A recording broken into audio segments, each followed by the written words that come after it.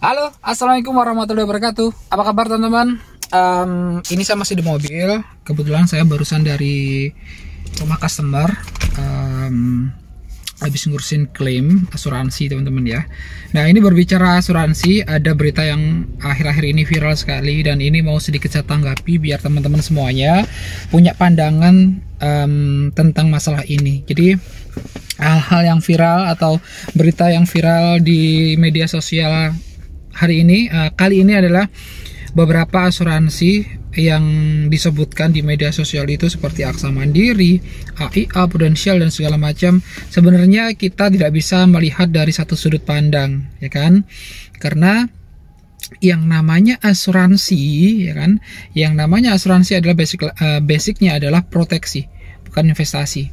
Dan yang dipermasalahkan di dalam hal ini, khususnya di berita yang paling viral, itu adalah total yang saya bayarkan kok tidak setara dengan apa yang saya dapatkan saldonya gitu. Nah, ini nih yang perlu kita tanya, yang perlu kita permasalahkan adalah nasabahnya yang memang dari awal tidak tahu produk yang mereka ambil, atau memang agennya yang tidak menjelaskan produk apa yang dia jual. Nah, ini menjadi pokok permasalahan. Kalau berbicara perusahaannya, saya yakin perusahaannya bukan perusahaan yang acak-acak ya, bukan perusahaan yang multinasional atau perusahaan asuransi nasional. Yang selama ini sudah kita tahu bahwa ada beberapa perusahaan nasional yang sudah stop selling atau tidak lagi untuk menjual produknya, dan ada beberapa yang sudah gagal bayar, saat ini masih di hold sama OJK untuk tidak beroperasi lagi. Nah, jadi di sini mau saya jelaskan seperti apa asuransi, dan saya mau menanggapi sedikit aja. Jadi disclaim, bukan berarti saya menyalahkan oknum agennya ataupun saya tidak menyalahkan perusahaannya, tetapi saya berbicara dari mata saya sebagai agen asuransi dan financial consultant juga, yang hingga saat ini saya masih berdiri tegak untuk berjualan asuransi. Saya berjualan asuransi mulai tahun 2015 sampai dengan saat ini tahun 2021, bisa dihitung sekitar 5-6 tahun teman-teman. Nah, apabila saya salah menjual ataupun saya mis-selling, otomatis banyak nasabah-nasabah saya yang sudah komplain ke saya gitu. Jadi intinya adalah di asuransi itu yang paling menjadi ujung tombak adalah sebagai tenaga penjual atau orang yang sebagai garda terdepan di perusahaan itu adalah si tenaga penjualnya. Salah satunya adalah agent.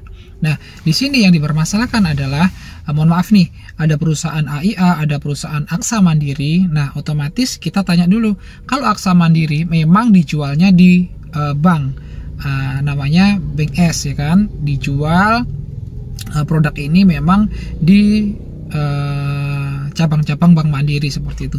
Begitu juga ada yang AIA. AIA ini ada Bank S, ada yang agensi. Kalau Bank S memang penjualannya numpang di bank BCA, biasanya seperti itu. Nah, ini yang perlu kita lihat teman-teman. Jangan melulu disalahkan perusahaannya, dan jangan melulu disalahkan juga si nasabahnya, karena nasabah itu gini teman-teman, nasabah itu maunya contoh nih, dia ngambil investasi gitu ya, yang dia tahu, yang nasabah kepinginkan adalah berapa yang dia bayar minimal ketika dia mau ambil hampir sama dengan total yang dia bayar. Nah, ini sebenarnya bukan konsep asuransi. Nah, yang perlu digarisbawahi adalah konsep asuransi adalah basicnya adalah proteksi, bukan investasi. Ya, digarisbawahi lagi. Asuransi basicnya adalah proteksi, bukan investasi. Nah, apa sih yang sebenarnya dipermasalahkan di media sosial yang sekarang lagi viral itu? Rata-rata yang dia permasalahkan adalah produk asuransi jiwa dengan basis unit link. Nah, apa itu unit link? Ini perlu kita bahas teman-teman, karena di dalam asuransi jiwa itu ada dua. Ya, sistemnya ada dua. Asuransi yang berbasis unit link atau asuransi juga yang berbasis tradisional. Nah, apa sih bedanya gitu kan? Secara awam saya menjelaskan, dalam artian kita nggak perlu pakai bahasa-bahasa asuransi ya. Kita pakai bahasa yang mudah dicerna aja. Kalau unit link adalah asuransi jiwa, yang mana asuransi ini ada penggabungan antara asuransi proteksi jiwanya dan ada kombinasi dengan investasi. Nah, seperti apa sih Mas Yadi maksudnya gitu? Jadi gini, ketika teman-teman membayar asuransi mungkin setiap bulan 500.000, ya kan? Kalau ini unit link, ya kan? Nanti si agen asuransi ini bisa membagi antara sekian persen untuk diberikan asuransi jiwanya, untuk memproteksi jiwanya apabila terjadi risiko tutup usia. Nasabah ini ada manfaat dana uang pertanggungan seperti itu, atau uang tutup usia. Dan kalau seumpamanya nanti dananya ini sekiranya tidak ada risiko sampai dengan akhir kontrak, nah nanti akan ada hasil investasi atau saldo yang berjalan sesuai dengan nilai saham yang berjalan. Nah, berbicara investasi pasti ada resiko. Yang pertama adalah resiko kerugian, resiko naik turunnya harga pasar, dan resiko keuntungan. Kalau keuntungan belum nggak bisa dibilang resiko ya, tapi seenggak-enggaknya kita harus berpikir ada resiko itu gitu. Jadi di sini adalah kalau teman-teman ngambil asuransi unit link, jangan berpikir bahwa dana yang kita bayarkan itu ketika habis kontrak minimal hasilnya sesuai dengan yang kita bayarkan. No. Big no, karena adalah sistem asuransi unit link ini biasanya, kalau ini asuransi model lama ya, unit link model lama, itu di tahun 1 sampai dengan tahun kelima itu ada biaya potongan akuisisi. Belum lagi biaya potongan asuransi jiwa. Asuransi jiwa itu seperti ketika nanti yang saya bilang tadi, ketika terjadi risiko meninggal dunia, perusahaan asuransi akan membayar uang meninggalnya. Nah, ini juga ada cost-nya, ya namanya cost of insurance. Jadi kita tetap bayar guys, ya seperti asuransi mobil lah. Kalau seumpamanya tidak terjadi risiko kecelakaan, ya sudah uang hangus. Nah, this is same, atau ini adalah sama. Jadi asuransi jiwa itu dana yang kita bayarkan untuk mengalokasi asuransi jiwanya ya akan hangus teman-teman. Kenapa? Ya kita diproteksi ya pasti kita akan harus bayar kan kita. Selama proteksi ini akan proteksi jiwa ini tetap aktif atau polisnya ini tetap aktif, ketika kita terjadi risiko ya perusahaan asuransi akan bayar. Nah, ini adalah manfaatnya. Cuman beberapa oknum agen tidak menjelaskan secara detail seperti itu. Nah, balik lagi tadi yang saya bilang unit link ya, sekian persennya untuk bayar asuransi jiwa, sekian persennya juga dialokasikan untuk investasi. Sebenarnya secara umum kalau kita berbicara unit link ini ada benefit yang bagus sebenarnya. Kenapa demikian? Karena contoh, kita mau di cover seumur hidup, berarti kita harus bayar seumur hidup, bener nggak? Kalau memang tidak ada dana untuk membayari proteksi itu, ya mana ada kita bisa gratisan untuk bayar proteksi itu? Sebenarnya enggak gitu loh. Jadi kenapa kita jual asuransi unit link ini harus hati-hati, karena harus antara kedua belah pihak, antara agen sama nasabah itu harus sama-sama sudah mengerti kasarannya produk yang kita jual, kita beli atau kita jual itu seperti apa, sistemnya seperti apa, cara pengcovernya seperti apa. Ini yang harus kita tekankan kepada nasabah gitu. Jadi kalau si nasabah ini ikut unit link, ya kan, yang tadi asuransi unit link, sekian persen dananya untuk membayar asuransi jiwanya, sekian persen sisanya untuk dialokasikan investasi, seperti itu teman-teman. Jadi kalau seandainya 500.000 ya teman-teman, 500.000, yang 200 ini untuk membayari asuransi jiwanya, yang 300 dialokasikan untuk top up atau dialokasikan untuk investasi lah kasaran orang awamnya. Nah, kita selain antara 200 yang alokasi tadi sama yang 300, ini ada biayanya lagi. Biaya investasinya itu ada, karena pengelolaan fund manager atau pengelolaan investasinya kita dipotong lagi. Yang 200 ini juga akan ada potongan lagi. Yang alokasi 200 nanti ada potongan lagi antara cost of insurance-nya gitu. Nah, jadi dana yang kita bayarkan setiap bulan 500 itu tidak wungkul, tidak full langsung dimasukkan ke investasi, dalam artian disisihkan biar jadi saldo. Sebenarnya tidak teman-teman. Tetapi di 5 tahun awal asuransi unit link ini ada potongan potongan biaya akuisisi. Kalau sudah lepas 5 tahun, ya kan, alokasi dana tadi yang sudah bayar 500 sudah tinggal dialokasikan untuk jiwa aja sekian persen. Terus yang sisanya fullnya untuk investasi. Nah, ini juga perlu dilihat investasinya, tidak dengan kasat mata kita lihat 300.000 dikali sekian tahun jadinya sekian. Enggak, karena akan saya bilang akan dilihat ke harga unit atau harga saham. Jadi nggak bisa kita lihat rupiahnya seperti itu. Nah, bagusnya unit link adalah ketika kita sudah bayar 10 tahun dari setiap bulan, anggap aja 500.000 kali 10 tahun 60 juta. Nah, 60 juta tadi yang seperti saya bilang kan sudah ada potongan biaya asuransi, biaya akuisisi, biaya cost of insurance, ada biaya pengelolaan investasi juga. Terus kita juga melihat harga saham yang berjalan, harga unit yang berjalan. Kalau memang ketika kita masuk harga unitnya rendah dan ketika mau kita ambil dananya kebetulan harga unitnya lagi tinggi, ya kita bisa cuan kan, seperti itu. Nah, cuannya ini sendiri kan kalau unit link, teman-teman, ini bisa dialokasikan untuk membayari cost of insurance tadi, untuk mengcover jiwanya. Jadi ketika teman-teman sudah tidak membayar, ya kan, terus ini di hasil investasinya itu ada cuan, seenggak-enggaknya teman-teman ini nggak perlu bayar dan bisa dialokasikan untuk membayar cost of insurance tadi. Jadi ketika kita amit-amit nih, pas lagi kondisi corona kayak gini, setahun nggak bisa bayar. Nah, enaknya unit link adalah lebih fleksibel, ya kan, lebih lebih fleksibel lah. Jadi ketika kita nggak mampu bayar, cost of insurance yang wajib kita bayar setiap bulannya untuk membayari asuransi jiwa tadi bisa diambilkan dari saldo yang ada, gitu teman-teman. Jadi kita pas nggak bisa dibilang cuti premi lah, karena kita nggak mampu bayar sama sekali.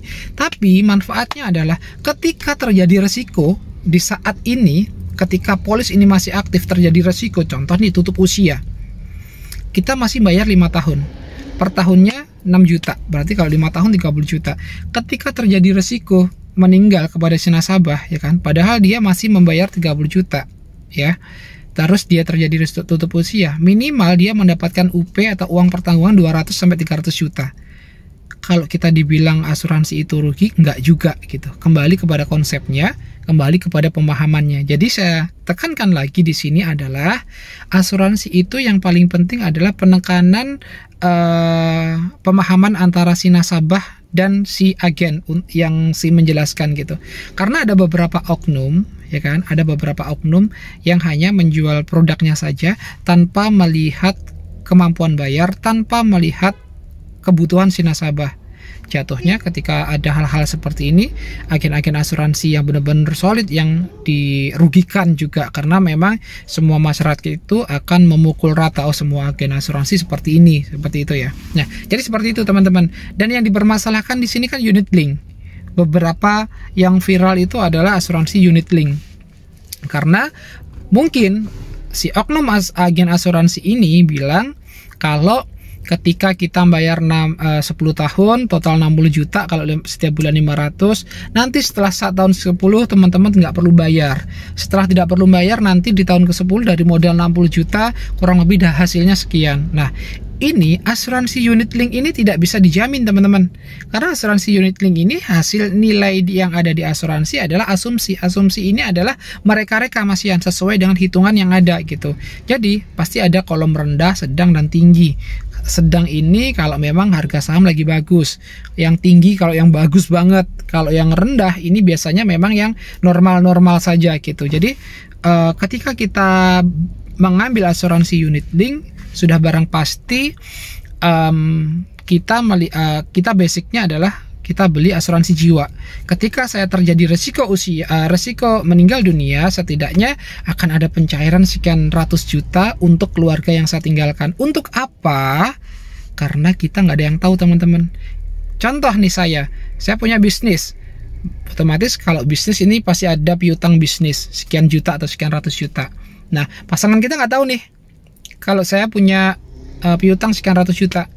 Tetapi saya memahami dan saya paham sekali kalau seumpamanya saya meninggal dunia, saya punya piutang dan saya tidak punya jaminan asuransi, otomatis ahli waris saya, keluarga saya, istri saya, mungkin anak saya harus membayar piutang tadi. Nah, ini adalah salah satu manfaat ketika kita punya asuransi. Ketika kita punya asuransi, seenggak-enggaknya dana asuransi yang cair ini bisa kita bayarkan untuk piutang-piutang yang tadi. Jadi ahli waris kita, anak, istri kita, dan sebagainya, atau keluarga kita tidak perlu untuk membayari dari uang pribadi mereka. Nah, ini adalah manfaatnya, teman-teman. Jadi, kita nggak bisa melihat di satu sisi bahwa asuransi itu merugikan gitu. Kalau memang asuransi ini merugikan, otomatis dari pihak OJK sudah tidak boleh beroperasi, dan di dunia yang jauh lebih maju, ya kan, yang jauh lebih makmur negaranya seperti negara-negara Eropa, otomatis tidak memperkenankan asuransi. Boleh diketahui, negara-negara yang ada di Eropa, mereka dari penghasilannya minimal 30% mereka banyak habis untuk membayar asuransi.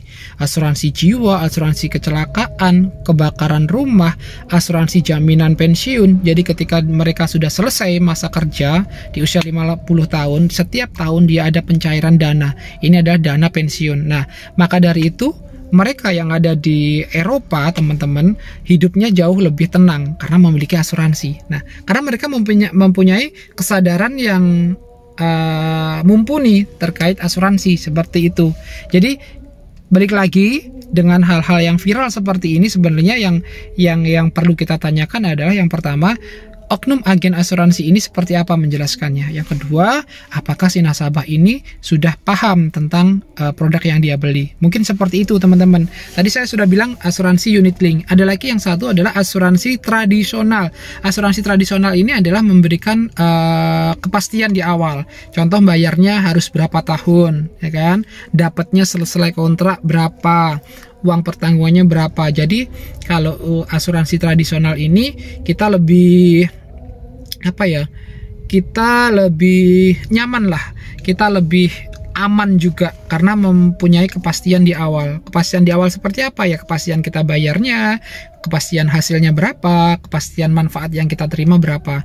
Nah, kalau saya sarankan, semuanya ada plus minusnya, teman-teman. Kalau tradisional ini ketika kita harus bayarnya 5 tahun tetapi kita masih bayar 3 tahun, ya ketika kita berhenti, uang yang kita bayarkan nggak bisa balik, hangus gitu, karena fokusnya pure untuk beli asuransi jiwa gitu. Tetapi enaknya adalah ini mempunyai kepastian. Jadi dalam artian ketika dia bayar 5 tahun, di cover sampai usia 100 tahun, ya sudah, dia tidak khawatir lagi dananya akan habis, tidak khawatir lagi dia harus top up apabila ketika nanti usianya tua ternyata biaya asuransinya naik.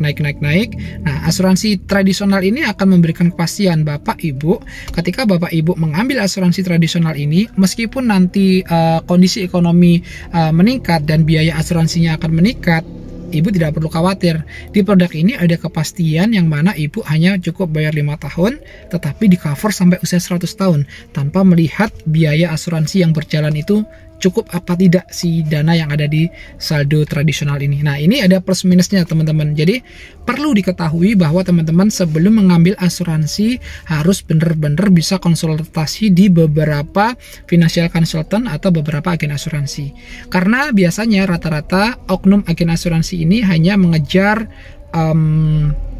targetnya, hanya mengejar mungkin komisinya segala macam. Tetapi ini tidak, saya sekali lagi bukan bermaksud untuk menyalahkan, tetapi ini kita clear, kita benar-benar belajar bagaimana asuransi agar supaya teman-teman dan masyarakat yang ada di Indonesia ini memahami asuransi ini seperti apa, basicnya seperti apa.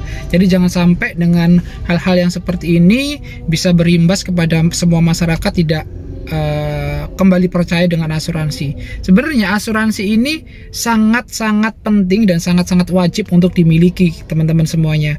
Ketika kita benar-benar bisa berpikir dengan rasional, kita berpikir dengan jernih, kalau kita bilang resiko tidak ada yang tahu, resiko tidak bisa dihindarkan, tetapi resiko kerugian akan kematian, risiko kerugian akan kecelakaan, risiko kerugian akan sakit itu bisa dihindari ketika kita punya asuransi.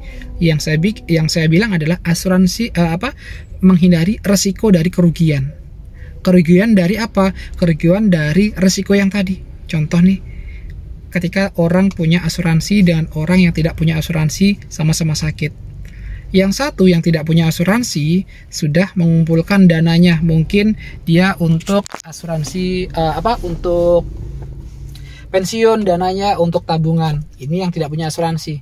Terus yang satu punya asuransi, tetapi dia punya simpanan di bank, uangnya dikit, nggak begitu cukup. Nah, sama-sama sakit, ya kan? Yang punya asuransi, dia akan di cover full sama si asuransinya. Dia tidak mengganggu dana pribadinya yang dia tabungkan. Yang satu lagi yang tidak punya asuransi, dia karena tidak punya asuransi, dia harus mengeluarkan dana yang sudah dikumpulkan selama ini. Nah, kira-kira kalau kita pikir lebih nyaman mana? Ya kan? Karena ya kita tidak ada yang tahu, resiko sakit tidak tahu. Karena tidak ada yang tahu inilah, makanya kita harus mempunyai proteksi asuransi kesehatan. Karena resiko sakit pasti ada, tetapi tidak akan tahu kapan datangnya sakit itu. Tetapi kalau sekalinya sudah sakit, kita tidak akan pernah tahu apakah dana yang sudah kita siapkan di di rekening kita ini akan cukup. Itu satu. Makanya saya bilang mempunyai asuransi itu membuat kita jauh lebih tenang kalau memang kita memahami apa konsep asuransi ini. Seperti itu teman-teman. Jadi saya tekankan lagi buat teman-teman semuanya, jangan takut untuk ambil asuransi, jangan takut untuk beli asuransi, karena kita berkaca kepada negara-negara yang maju, negara-negara yang adidaya, mereka orangnya sekecil apapun mewajibkan untuk asuransi, karena asuransi ini memang untuk, balik lagi, manfaatnya untuk kita sendiri. Seperti itu teman-teman. Jadi seperti yang ada di media sosial saat ini, yang mungkin mereka sedang kecewa dengan hasil yang ada, dengan polis yang ada, saya pikir teman-teman juga harus lebih rasional, teman-teman juga harus memahami seperti apa. Jadi jangan sampai kita sudah terlanjur ngomong yang mungkin tidak enak didengar, tetapi ternyata secara konsepnya kita salah memahami. Saya yakin perusahaan itu tidak akan yang salah. Perusahaan yang mengeluarkan suatu produk ini sudah didelegasikan kepada OJK, Jasa Otoritas Keuangan, yang mana produk ini bagus apa tidak untuk dipasarkan, ini merugikan apa tidak, ini aman apa tidak, ini sudah digodok matang-matang teman-teman. Jadi kalau sebuah perusahaan internasional mengeluarkan sebuah produk ini benar-benar safety-nya sudah benar-benar sudah diukur gitu, kerugiannya, keuntungannya sudah diukur. Jadi kalau saya pikir perusahaan tidak ada salah ketika mengeluarkan produk itu. Tinggal konsep ini adalah tanggung jawab si agen asuransi atau si tenaga penjual untuk menjelaskan, karena mereka adalah tenaga pemasar, mereka tenaga penjual yang mana menjadi ujung tombak sebuah perusahaan yang langsung berhadapan dengan customer. Maka dari itu tanggung jawab moral ini yang dibebankan kepada agen ini lebih besar. Nah, sekarang udah tahu ya, ini salahnya siapa. Jadi kita harus, ayo kita saling-saling introspeksi diri. Apakah memang si nasabahnya ini dulu ketika dijelaskan lupa?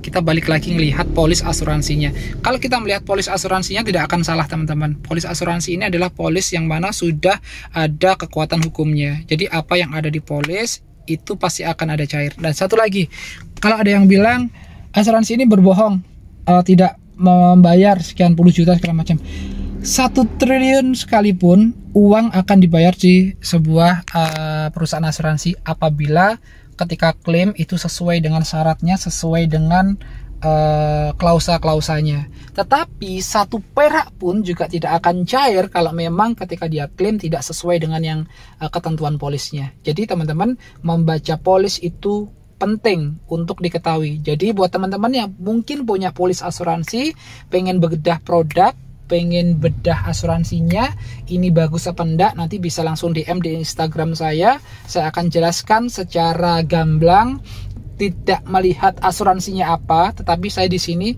hanya sebagai teman sharing aja untuk membuka wawasan teman-teman semuanya bagaimana asuransi itu sebenarnya dan apa sih yang ada di polis saya gitu. Jadi teman-teman bisa langsung konsultasi ke saya.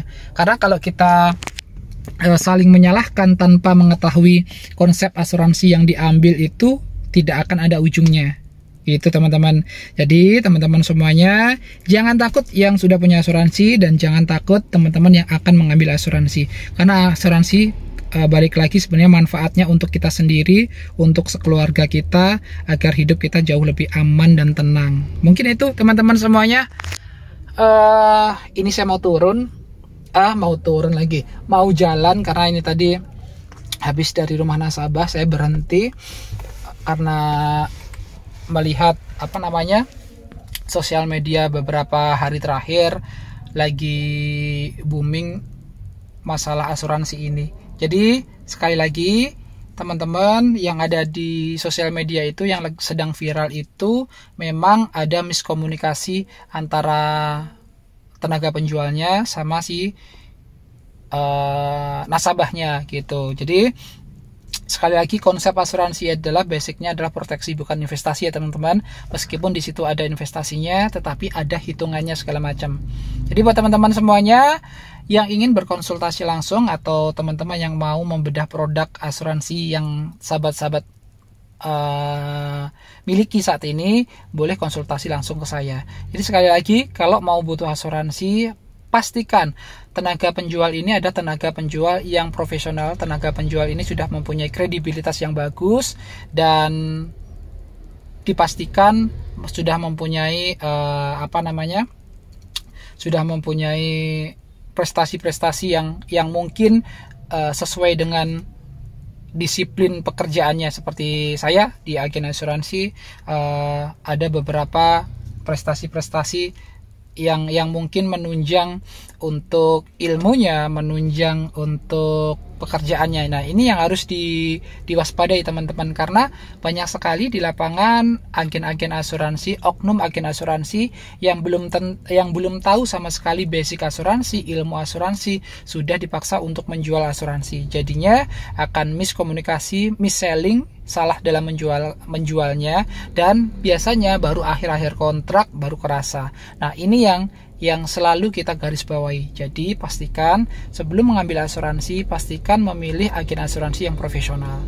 Jadi itu teman-teman semuanya, jangan lupa subscribe YouTube channel saya biar saya juga semakin semangat untuk bikin kontennya, dan jangan lupa share juga apabila info saya ini berguna mungkin buat teman-teman yang lain yang saat ini sedang ada masalah terkait polis asuransinya, bisa di-share. Dan jangan lupa juga teman-teman di like, komen. Selain itu juga sosial media saya bisa di follow Instagram sama Facebook saya teman-teman. Jadi itu saja teman-teman semuanya. Terima kasih sudah selalu menonton video Heri Su. Sekali lagi video Heri Su ini kontennya lebih ke traveling, charity, terus daily vlog, daily activity, kegiatan saya dalam bekerja, dan akan ada sharing-sharing yang bermanfaat. Jadi itu teman-teman semuanya, terima kasih banyak. Semoga teman-teman semuanya dalam keadaan sehat, selalu dilindungi Allah Subhanahu wa taala, dan selalu diberkahi dengan umur panjang, rezeki yang barokah. Sampai ketemu di video berikutnya. Sukses buat kita semua. Ciao, dadah.